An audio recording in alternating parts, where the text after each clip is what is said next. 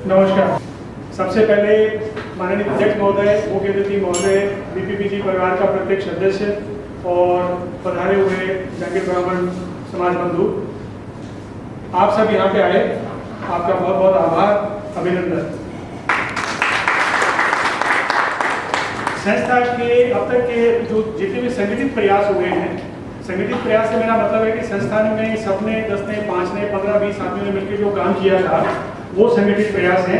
इनके अलावा ऐसे बहुत से काम हैं जहां लोगों ने व्यक्तिगत रूप से बहुत प्रयास किए हैं, वो संस्था की संज्ञा में नहीं आ पाए। कुछ आए हैं जिनको मैंने नोट किया है, लेकिन संस्था का तो संगठित प्रयासों की कड़ी में सबसे पहला हमने जो कार्य किया था वो 25 दिसंबर 2022 को यूएई कॉर्पोरेट टैक्स पर अपनी फर्स्ट वेबिनार की थी, जिसको हमारे संस्था के कोषाध्यक्ष श्री प्रवीण जी बड़वा ने कंडक्ट किया था। और यूएई कॉर्पोरेट टैक्स को लेके उनके जो टेक थे और उन्होंने जो चीज़ें नोट की थी वो सबके सामने प्रस्तुत की। जैसे लोग बाग जो ज़्यादातर जो बिजनेसमैन हमारे हैं उनको उनका मार्गदर्शन हो, वो लोग उसे लाभ उठा पाए। उसकी अगली कड़ी में 22 जनवरी 2023 को एक वेबिनार हुई थी। उसका विषय था हेल्दी हार्ट। हृदय के स्वास्थ्य के लिए माननीय कृष्ण कुमार जी के संयोजन में अमीना हॉस्पिटल अजमान के जनरल प्रैक्टिशनर डॉक्टर बालाजी सुब्बरामन ने लीड लेके ये कार्यक्रम वेबिनार किया था। करीब 1-1.25 घंटे 1.5 घंटे कार्यक्रम चला और डॉक्टर साहब ने हृदय स्वास्थ्य के लिए उन जितनी भी चीज़ों का ध्यान रखना चाहिए, स्वास्थ्य को अगर गड़बड़ होती है तो उसके लिए क्या करना, केयर उसकी क्या होनी चाहिए, उसके बारे में विस्तार से बताया था। उसके बाद में तीसरा जो हमारा कार्यक्रम हुआ था वो भगवान विश्वकर्मा जयंती हमने मनाई थी। वो अलकूज के करनी ग्रुप के कार्यशाला में संपन्न हुई थी और उसको प्रायोजित करनी ग्रुप में और बीके फर्नीचर ने उसको प्रायोजित किया था। समाज के करीब 150 बंधु उपस्थित हुए थे, सबने प्रसाद ग्रहण किया और जिस हिसाब से पारंपरिक और धार्मिक रूप से जिस तरह से हम लोग जयंती अपने गाँव में मनाते हैं उसी हिसाब से मनाई गई। उसके बाद में 5 मार्च को एक हायर स्टडीज वेबिनार का भी आयोजन हुआ था। ये वेबिनार मुख्य रूप से हमारे समाज के और समाज के अन्य भी वो बच्चे जो 10वीं 11वीं कक्षा में आए हैं या उसमें अध्ययन करने के लिए था कि उनको 10वीं के बाद में 11वीं के बाद में उनका मार्गदर्शन क्या हो, उनको उच्च शिक्षा के कौन से क्षेत्र में जाना चाहिए, उनको कैरियर के कौन से क्षेत्र में जाना चाहिए, उनकी रुचि के अनुसार उनकी लाइकिंग के अनुसार गाइड किया गया था। गाइड करने में हमने 6 ऐसे जंगिर ब्राह्मण समाज के 6 ऐसे बच्चों का मार्गदर्शन करवाया था। उनकी प्रस्तुति दी थी 8 मिनट प्रत्येक बच्चे के हिसाब से कि वो अपने अनुभव, वो बच्चे जो थे वो अपने अपने कार्य क्षेत्र में आगे निकल चुके थे, लेकिन फिर भी उनकी स्टडी चालू थी, उनका अध्ययन चालू था। उन लोगों ने बाकी 100 बच्चों का मार्गदर्शन किया था। इसके अलावा दिल्ली से रामचंद्र जी जांगड़ा जो हमारे जांगीर ब्राह्मण समाज के बहुत बड़े सदस्य हैं और राज्यसभा सांसद भी है बीजेपी से, वर्तमान में है वो, उन्होंने भी संबोधित किया था। रिटायर्ड बीजेपी चेन्नई माननीय श्री सागाराम जी जांगीर ने भी करेक्ट होकर अपने बच्चों को सबको संबोधित किया था। हमारे बीच उपस्थित आर्किटेक्ट एडीजी जांगीर ने भी अपने अनुभव शेयर किए थे, बच्चों का मार्गदर्शन किया था कि उन्हें 10वीं 11वीं के बाद में क्या कौन सा क्षेत्र चयनित करना चाहिए, किस तरह का कैरियर उनको अपनाना चाहिए। इसके अलावा अमराराम जी ने भी अपना इनपुट दिया था। उस सफल आयोजन के बाद में हमारा अगला कार्यक्रम था 6 मार्च को होलिका दहन का कार्यक्रम था। होलिका दहन कार्यक्रम बहुत ही सूक्ष्म समय में आयोजित हुआ था। तो हम लोग जांगीर ब्राह्मण समाज के प्रत्येक बंधु के पास नहीं पहुंच पाए थे, लेकिन उसके बावजूद भी करीब मेरे हिसाब से 200 जांगीर ब्राह्मण बंधु उस दिन उपस्थित हुए थे। होलिका दहन जिस प्रकार हम लोग गाँव में करते हैं उसी प्रकार, उसी पारंपरिक, उसी धार्मिक रूप से हमने होलिका दहन किया था। उसके बाद में जंग धमाल के कार्यक्रम भी हुए थे, गायन के कार्यक्रम भी हुए थे। एक ऐसे ही अनियोजित सी कबड्डी प्रतियोगिता भी हुई थी। वहाँ जो उपस्थित सदस्य थे जिनकी रुचि थी उनको 2 टीमों में बांट के कबड्डी का आयोजन भी किया था। सफल कार्यक्रम था। अगले साल ये कार्यक्रम और ज़्यादा तरीके से सुनियोजित तरीके से करने का हमारा विचार है, तो उसकी सूचना आपको समय रहते मिल जाएगी। 16 अप्रैल 2023 को हमने क्रिकेट की विश्वकर्मा प्रीमियर लीग यहाँ पे प्रतियोगिता की शुरुआत की है। उसमें प्रथम प्रतियोगिता जो थी वो 6 टीमों में आई थी। उसमें हमारे समाज के जो बड़ी कंपनियां हैं उन लोगों ने अपनी टीमें उतारी थी। उसमें अलकुज दुबई के फेयरवेल होटल, शारजा के आईसीज, अजमान के नवाब ग्रुप, दुबई के टेकलाइन ग्रुप, अजमान का राजस्थान फर्नीचर और दुबई की बीके फर्नीचर की टीमें थी। और उसमें अजमान के राजस्थान फर्नीचर ने वो प्रतियोगिता जीती थी और उनके कैप्टन और मैन ऑफ द मैच रहे श्री अनिल शर्मा भी आज हमारे बीच में उपस्थित हैं। इस प्रतियोगिता में आश्चर्यजनक रूप से करीब 400 के आसपास दर्शकों और खिलाड़ियों की उपस्थिति रही थी, जो हमारे सदस्यों जिन्होंने आयोजन में भाग लिया था उनके लिए अप्रत्याशित थी। अगली प्रतियोगिता हम लोगों ने 24 दिसंबर को आयोजित कर रखी है। आप सबसे यहाँ इस मंच के माध्यम से मैं रिक्वेस्ट करूंगा कि आप भी अपना समय निकालें, वहाँ पे आएँ और समाज के बच्चों का हौसला बढ़ाएं। ये तो कुछ ऐसे कार्यक्रम थे जो हमने संस्थागत तरीके से किए थे, बीपीबी से हमने बैनर के नीचे किए थे। कुछ एक व्यक्तिगत प्रयास हुए थे, उनमें जो संज्ञान में आए हैं हर मैं वो बता सकता हूँ आपको। मई के प्रथम सप्ताह में हमारे बीपीबीजी के चेयरमैन श्री राधेश्याम जी लोलियावाल ने 50 से प्लस बच्चियों का सामूहिक विवाह टोंक जिले के निवाई गांव में करवाया था। हमारे लिए ये बहुत ही गौरव का विषय रहा कि समाज के हमारे अग्रणी बंधु ने और ये सामूहिक विवाह अपने पूरा घर से अपने करवाया है। उसके बाद में इसी सप्ताह में, मई के प्रथम सप्ताह में हमारे ही सदस्य श्री जोगाराम जी भुंदड़ और श्री अर्जुन जी भुंदड़ ने भी अपने परिवार के माध्यम से अपने गांव में गरीब बच्चियों का सामूहिक विवाह करवाया था। शायद वही संख्या 4 बच्चियां थी। तो ये भी हमारे लिए गौरव की बात है। इन दोनों महानुभावों को, दोनों परिवारों को जितना साधुवाद दिया जाए कम है। बीते एक साल में यूएई में जागीर ब्राह्मण समाज को लेकर 2 दुखद घटनाएं भी सामने आई हैं। उनमें एक तो शारजा में अलवर के रहने वाले वडोदरा निवासी जागीर ब्राह्मण समाज बंधु थे कमल शर्मा, उनकी पत्नी और उनके 2 बच्चे, उनका दुखद निधन हुआ था। उसके बाद में अभी इसी महीने की शुरुआत में नागौर जिले के करनू गांव के एक जागीर ब्राह्मण बंधु श्री बुधाराम जी का एक कार्यस्थल पर दुर्घटना के दौरान देहांत हुआ है।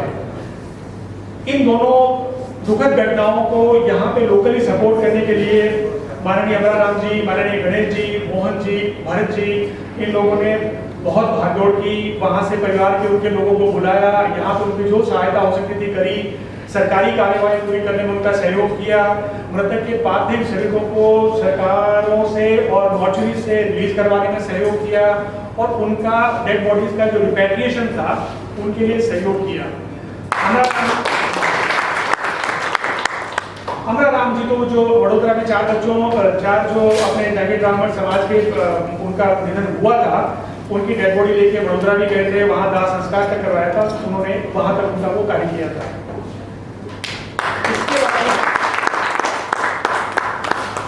इन सब के लिए अमराराम जी, गणेश जी, मोहन जी, भरत जी और इनके जैसे और जो लगे हुए हैं वो हमारे लिए प्रेरणा है। हम लोग प्रयास करते रहेंगे कि इस तरीके के सहयोग समाज को जितना कर सके, समाज बंधु को कर सके, हम लोग करेंगे। इसके बाद में आता है आगामी प्रस्तावित प्रयास। इमीडिएटली जो हमने प्लान कर रखा है उसमें एक तो 15/8/23 को बीपीबीजी हैज गॉट टैलेंट प्रतियोगिता आयोजन प्रस्तावित है।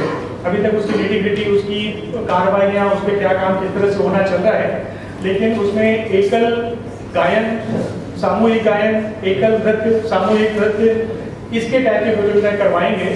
ये प्रतियोगिता किस तरह से होगी, उसकी मॉडलिटी क्या होगी, वो समय रहते आपको सूचित कर दी जाएगी। आपसे निवेदन है कि आप भी इसमें भाग लेने का, या अपने जो टैलेंटेड हमारे जो समाज बंधु हैं उसमें आयु वर्ग की कोई समस्या नहीं है। 10 साल से 5 साल से लेकर अगर 50 साल का बाद कोई साथी भी अगर भाग लेना चाहता है उसका स्वागत रहेगा। इसके बाद में 24 दिसंबर 2023 को मैंने बताया कि क्रिकेट प्रतियोगिता विश्वकर्मा प्रीमियर लीग का 30 संस्करण है, उसको हम थोड़ा और ज़्यादा बृहद स्तर पे करने का प्रयास कर रहे हैं और अब की बार 6 की जगह 10 टीमों का टारगेट है। 10 अगर नहीं भी आएगी तो 8 तो पक्की आएगी। तो उसमें भी मैं आपसे रिक्वेस्ट करूँगा कि आप वहाँ पधारें। सूचनाएं जिस तरह की भी होंगी आपको समय समय पे जो बीपीपीसी का मेन ग्रुप जिससे जुड़े हुए मिलते रहेंगे। एक हमने एक और चीज़ पे हम लोग कार्य कर रहे थे कि विश्वकर्मा हमारा जो समाज यहाँ पे है, जागीर समाज, जागीर ब्राह्मण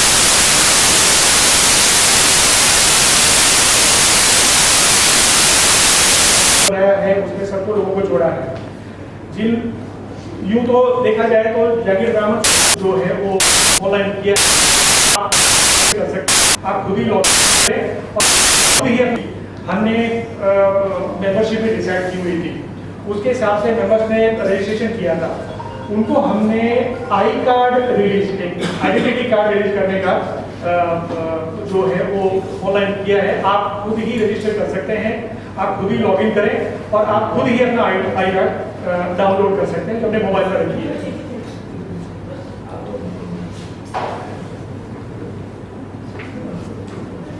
ये एक हमारा आई कार्ड का फॉर्मेट था।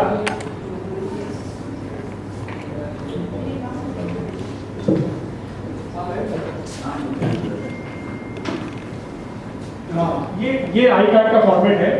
इसमें ठीक है, नाम पते जो है वो है, मेंबरशिप का नंबर लिखा हुआ है, नाम लिखा है, पिताजी का नाम है, डेट ऑफ बर्थ लिखी हुई है और वैलिड लिखी हुई है कि आपकी मेंबरशिप की वैलिडिटी क्या है और आपका एड्रेस लिखा हुआ है, आपकी फोटो लगी हुई है, नीचे प्रेसिडेंट के सिग्नेचर है, ऊपर आपका क्यूआर कोड लिखा हुआ है। क्यूआर कोड अगर हम लोग भविष्य में ऐसा काम, हमारी ऐसी प्लानिंग है, हम ऐसा करने वाले हैं कि जो वीपीपीसी के जो कार्यक्रम खाली वीपीपीसी के जो विधिवत बने हुए सदस्य हैं उनके लिए होता है, तो हम ये सीधा क्यूआर कोड स्कैन करके पता कर सकते हैं कि ये सदस्य है, उसका मेंबरशिप एक्टिवेटेड है, उन्होंने पेमेंट जो करना था वो किया हुआ है और ये उसमें पार्टिसिपेट करने के लिए एलिजिबल है। ये उसके लिए था। ये आप रजिस्टर करने के बाद में खुद ही आप उसको डाउनलोड कर सकते हैं। ये आपका पोर्टल है, आप वहां सीधे लॉगिन कीजिए, आपने आपकी जो भी आपकी यूजर आईडी होगी, आपका जो भी पासवर्ड होगा उसे, और उसके बाद में ये आप लॉगिन करेंगे तब आपके पास ये स्क्रीन आने वाली है। इस स्क्रीन पे ये आपका जो कार्ड है उसकी डिटेल्स है वो इस स्क्रीन पे आई है। वहां जो लिंक दिया हुआ है डाउनलोड का, उसको जब आप क्लिक करेंगे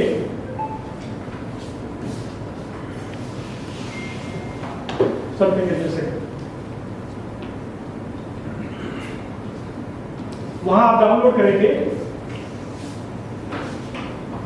तो आप इसको अपने मोबाइल में ले सकते हैं, कहीं भी ले सकते हैं। अपने को किसी हार्ड कॉपी के रखने की जरूरत नहीं है, ना किसी को देना है।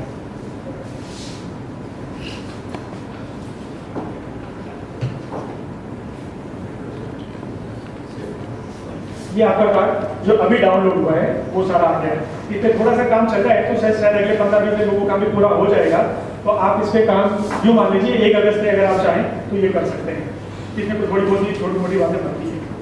ये सारा मामला था अब तक हमारे जो कार्रवाई थी, हमने जो प्रयास किए थे उनका, भविष्य में जो इमीडिएटली जो हमने प्लान कर रखे हैं उनका। यहाँ मैं आपसे एक और विनती करना चाहूँगा कि वीपीपीसी का हमने मेन ग्रुप बना रखा है। अगर आप विधिवत सदस्यता पेड मेंबरशिप ना भी लेना चाहें कोई बात नहीं है, आप उस ग्रुप से जुड़िए। ये हमने जो वीपीपीसी जो बनाई थी, ये जो संस्था बनाई है, उसका एकमात्र उद्देश्य है कि हम लोग अपने अपने स्तर पर व्यक्तिगत प्रयास सब कर रहे हैं, सब करते जा रहे हैं, शुरू से कर रहे हैं, करते रहेंगे। लेकिन संगठित प्रयास में क्या होता है कि ऐसी कोई दुर्घटना किसी के साथ होती है, किसी का अच्छा काम होता है, हमको समाज को पता नहीं चलता। तो मेरी आपसे रिक्वेस्ट है कि आप माननीय पेपर जी जो हमारे संस्था के सचिव हैं उनसे अपने मोबाइल नंबर देखिए, उसमें ग्रुप में जोड़िए। होता क्या है कि आपकी कनेक्टिविटी जब बड़ी होती है तो अगर कोई छोटी मोटी दुर्घटना होती है, कोई परेशानी में हो, किसी को तकलीफ हो, तो अगर ये बात हम तक पहुंचती नहीं है तो हम कुछ कर नहीं पाते उसके बारे में। तो अगर आप कनेक्ट रहते हैं, पता चलता है कि हाँ जी अजमान में या शारजा में या हलैन में कहीं किसी को कोई तकलीफ है और हम उसके लिए हम कुछ कर सकते हैं, तो हमको अगर सूचना मिलती है तो हम प्रयास कर पाएंगे। अगर सूचना ही नहीं मिलेगी तो प्रयास करना मुश्किल होगा। तो आप उनसे जुड़े। अगर आप पेड मेंबरशिप लेना चाहें तो आपका स्वागत है, नहीं भी लेना चाहें तो उस ग्रुप से कम अवश्य जुड़े, तो आपका मतलब हमारे लिए आसान होगा, सबके लिए आसान होगा, समाज के लिए आसान होगा। बस इसके साथ ही मैं आप लोगों का धन्यवाद देता हूं कि आप लोगों ने अपना समय निकाला, महत्वपूर्ण समय निकाला, आए यहाँ पे और इस कार्यक्रम की शोभा बढ़ाने में हमारा सहयोग किया। आपका बहुत बहुत धन्यवाद, आभार।